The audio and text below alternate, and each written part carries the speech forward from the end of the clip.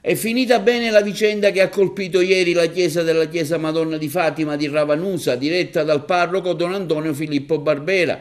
Infatti sono state rinvenute sia la pisside che la teca per l'adorazione eucaristica, rubate nella chiesa stessa. Due le persone denunciate dai carabinieri. I militari della stazione di Ravanusa, infatti, dopo aver ricevuto la denuncia di furto esposta dal parroco della chiesa della Madonna di Fatima, si sono immediatamente attivati per rintracciare gli autori del furto sacrilego e per recuperare una pisside e la teca utilizzata per l'adorazione eucaristica. Acquisiti i filmati della videosorveglianza, i militari, ben conoscendo il territorio, hanno da subito individuato e identificato gli autori del furto e le successive indagini hanno permesso così di rinvenire la refurtiva e di restituirla a Don Filippo Barbera, parroco della chiesa Madonna di Fatima, e alla collettività dei fedeli ravanosani.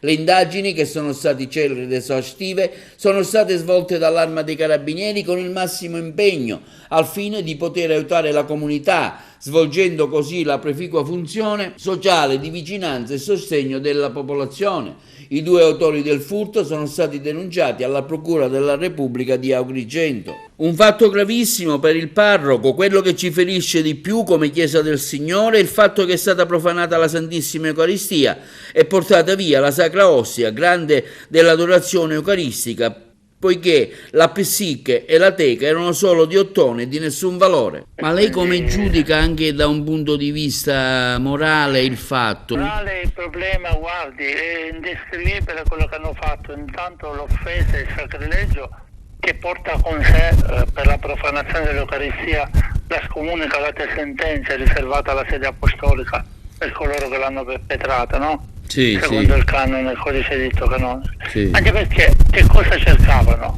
Le cassettiere delle offerte non le hanno aperte.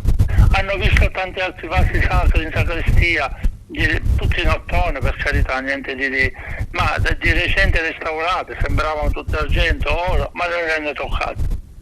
Non hanno preso niente di niente.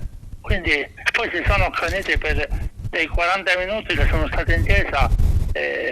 Si sono accaniti di più sul tabernacolo e tentavano di aprire pure la nicchia con le reliquie dei pastorelli di Fatima.